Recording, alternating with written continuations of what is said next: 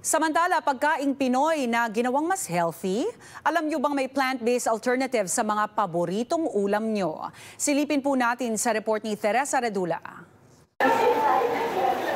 Layo nyo bang maging mas healthy ngayong bagong taon?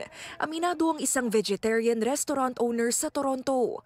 Tila patok daw ang mga pagkaing handa nila sa mga may ganitong New Year resolutions. Mas dumami ngayon, especially ngayong first week of January, nag-boost talaga yung 4-week bundle namin. Sa survey na isinagawa ng Forbes Health, panglima ang pagkain ng mas mabuting diet sa mga nangungunang resolutions ngayong 2024. Isang trend na malinaw para sa may-ari ng negosyo na si Zarla Poblete. It's the first Filipino company here in Toronto na nagfo-focus sa health, and also we are the first company na nagko-customize according to our clients' health issues.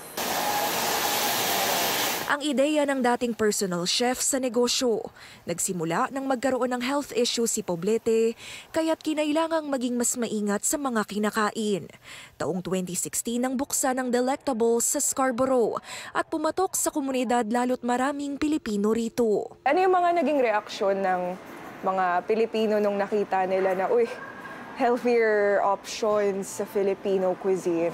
Marami sa kanila yung natutuwa, parang, it's about time na merong Filipino. We started with 5 customers, tapos naging 5 customers yun per week, so I was only making 25 meals a week.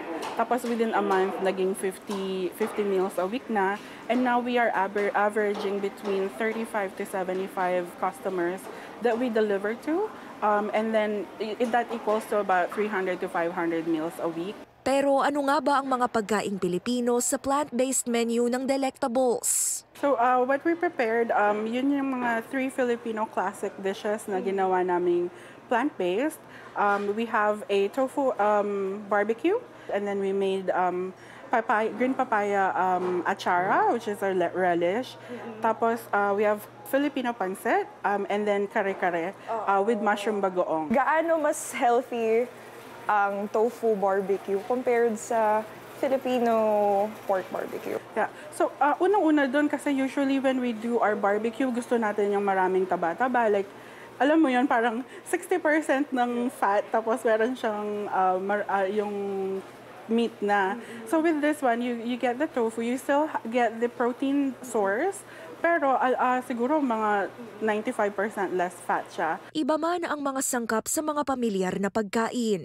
Hindi naman daw nalalayo ang lasa ng plant-based meals sa mga dating nakasanayang hinahain. Payo ng kababayan, hindi naman daw kailangang biglain ang sarili sa bago at mas pinabuting diet. Pwede naman daw magsimula sa mas simpleng paraan, gaya ng pagdagdag ng gulay at prutas sa inyong mga handa. Teresa Redula, Omni News, Toronto.